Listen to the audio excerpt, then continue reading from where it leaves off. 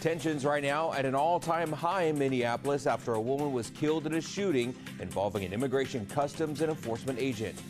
Today should be a cautionary tale that people ought not to, as reports in this case suggest, people ought not to be harassing ICE officers. A neighbor who, is not a terrorist, not an extremist. That was just a mom who loved her kids, loved her spouse.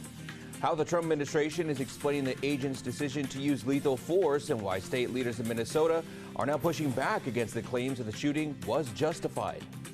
Animosity between the Transportation Department and California continues growing following a decision to freeze millions in federal funding for the state. What Secretary Sean Duffy says is the reason for withholding the money. Every person we hear that is injured or killed belongs to someone, is a loved one, someone's husband, someone's sister, someone's brother. A decades-old organization on a mission to educate the community following an uptick in DUI arrests across the central San Joaquin Valley. How a month-long campaign with a local dealership will help the group continue teaching younger generations about the dangers of drinking and driving. And if you're up already, you might have noticed a little bit of rain on the valley floor and definitely some heavy snow going on up at China Peak, as you can see right now. Yeah, fresh stuff going on up there. We'll have your China Peak snow report later on in the show. But coming up, we're going to track a little bit of rain for us this morning.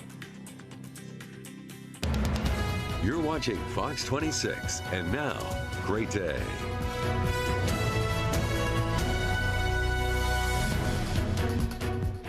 Good morning. We begin this hour with a live look at central Fresno right now, where today's high in Fresno will be 54 degrees, and for some people, probably having to grab some rain jackets this morning with some rain going on for the Thursday. Yeah, you might need an umbrella. You're not going to need it all day, just for the morning, though. All right, you got to be prepared at all costs. You know how this weather can be. Good Thursday morning. I'm Carl Cook. And I'm Justin Willis. Thank you for joining us. And yeah, we had a little bit of a breakout from that rain that was going over the mountains there. Kind of a little bit of it swung out here and brought some rain across the valley floor here. So that's some decent amount, nothing terribly measurable, probably enough just to dirty your car, but it is just going to be for the morning here. So there we go. Yeah, let's get the day going here and show you what's going on. We'll start that off with the live radar here to kind of show you where that rain is right now. And you kind of see it's, well, rather patchy there, kind of passing through to the south now. It's already hit Madera County, passing through Fresno County right now. We got some areas getting some light rain there in Tulare and Kings counties as well. But some snow falling up in the mountains there, and some good news for anybody going up to China Peak this weekend. Here's a look at your current conditions, though, right now.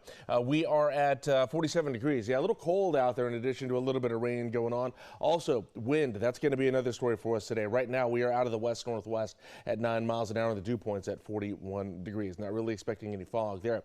All right, it's going to be pretty windy throughout the day there. At 10 a.m., we're looking at 15-mile-an-hour winds. That'll likely last. In fact, we're going to be about 10 to 20-mile-an-hour winds throughout the day for us there. But we should have clear skies once we're done with this rain. 48 at 10, 52 at noon, and 50 at 5 o'clock there. All right, coming up next, we're going to get really cold here overnight here. That's part of our next weather maker, which we'll talk about in conjunction with some snow and that rain that's passing through. It's coming up next. Let's take you live now to Minneapolis, Minnesota for a look at the growing vigil for a woman who was fatally shot by an ICE officer in the city yesterday. Minneapolis remains on edge this morning. School classes and other activities have been canceled as a safety precaution. Minnesota Governor Tim Walz has asked residents to keep calm in the wake of this tragedy. The Department of Homeland Security Secretary Kristi Noem is now calling this shooting justified. She says the 37-year-old woman was, quote, stalking and impeding ICE agents all day before allegedly trying to run them over in what she called an act of domestic terrorism. It was an act of domestic terrorism. What happened was our ICE officers were out in an enforcement action. They got stuck in the snow because of the adverse weather that is in Minneapolis. They were attempting to push out their vehicle, and a woman attacked them and those surrounding them and attempted to run them over and ram them with her vehicle. Noem claims ICE is in Minnesota because Governor Tim Walz and Minneapolis Mayor Jacob Frey are not keeping people there safe. She also pointed to recent allegations of fraud involving immigrants in Minnesota. Walz and Frey denied Noem's categorization of what led up to the shooting and also said ICE's presence there in the area is making things less safe. Meanwhile, President Trump is weighing in on this shooting. In a post on Truth Social, he wrote, quote, the woman driving the car was very disorderly, obstructing and resisting, who then violently, willfully and viciously ran over the ICE officer, end quote. He blames the shooting on what he calls the radical left, threatening, assaulting, and targeting ICE agents.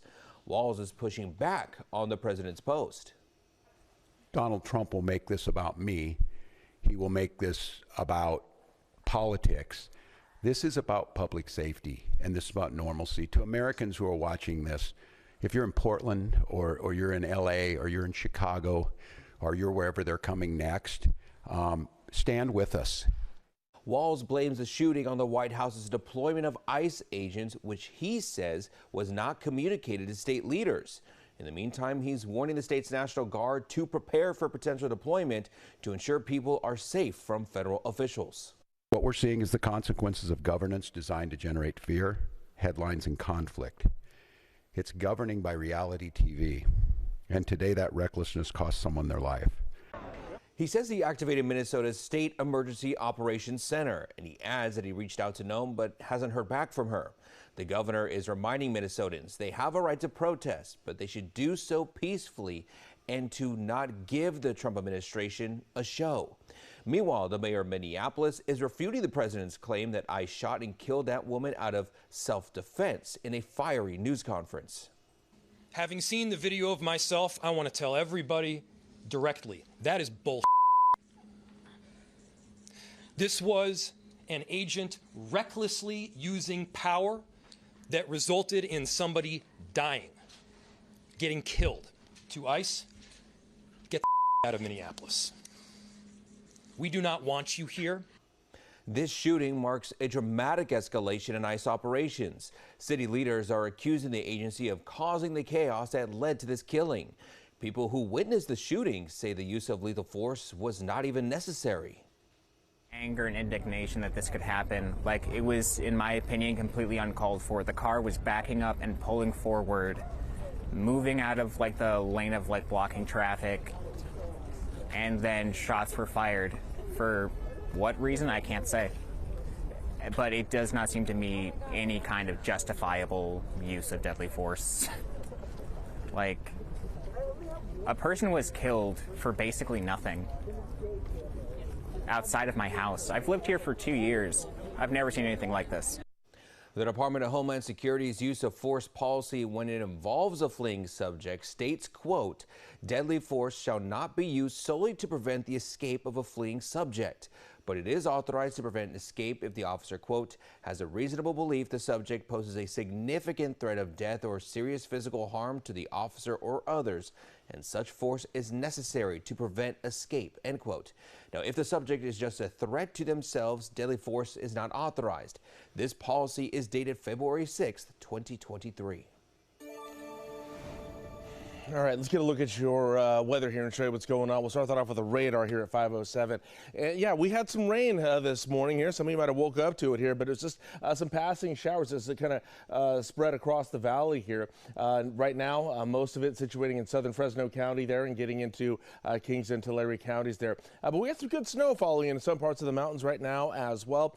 This area here is kind of a little band of moisture. It's just kind of traipsed across the valley here, and it should be gone by mid-morning there for us. So just a little bit of rain to wake you up here, kind of broke out from that moisture that came in. All right, let's track that though with the futurecast here and see how long it's going to last here. So mainly along the foothills and mountains is where we saw a lot of that, but you can kind of see this breakout area here where that moisture really got into the valley and brought us a few sprinkles this morning here, probably just enough to dirty your car, maybe some heavier rain down south there and again along the foothills. But we got some pretty heavy snow going up in the mountains this hour, and hour by hour here we go, 6 o'clock, kind of holding steady in that pattern there.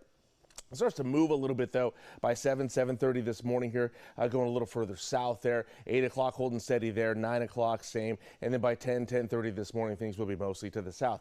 We could see some snow on the Grapevine today. Just be aware of that if any of you are commuting down to Southern California today. Snow possible on the Grapevine there. Maybe just a light dusting, though, that'll likely be going on for you in the early to latter parts of the afternoon. Once that system is done, we should be clear of any rain here in the valley floor for quite a while, actually. So you're also going to notice our temperatures getting pretty low overnight here. We're going to be in the 30s in a lot of places across the valley. And we have this cold front that's really dropping in some really cold air from the Gulf of Alaska. It's dropping our temperatures to at or a little below normal around the valley. And we also have a little bit of low pressure that's kind of creating some instability here in this area, which is why you're seeing all that moisture there. Some of that tropical moisture getting in, combining with that cold air and creating what you're seeing up in the mountains now. All right, so some cold weather alerts here for you because of that cold air coming in. In fact, really impacting over Monterey, San Benito counties there. Extreme cold warning until tomorrow morning. It's actually just for tomorrow morning. They're 1 a.m. to 9 a.m. on this one. You're looking at temperatures anywhere from the mid-20s to the mid-30s on that. They're also still dealing with that high surf advisory there. King tide still going strong there up along the coastline there, really from Sonoma County all the way down to Monterey Bay. That's in effect until 10 tomorrow. You're looking at 20-foot waves over on the coastline there. Now, the other thing, oh, well, we do have a freeze watch going out there. It got really cold down there in some parts of Santa Barbara County there, over in LA County as well. That's in effect tomorrow morning there. Temperatures getting below freezing in those places tomorrow. All right, so wind is going to be a solid story for us today, especially along the Mojave slopes and down over the Grapevine, where they're going to see 30 to 40 mile an hour winds and 60 mile an hour gusts. That's in effect until tonight at 8 o'clock, though. And we also have a wind warning going, wind advisory going for the rest of Southern California. Now, it was a year ago that we had those crazy wildfires down in Southern California, a lot of it fueled by Santa Ana winds. However, the fire danger is low this time around because of all the recent rain we had. So the ground's nice and soaked, but still going to be very gusty, and that's dangerous enough out there for us there.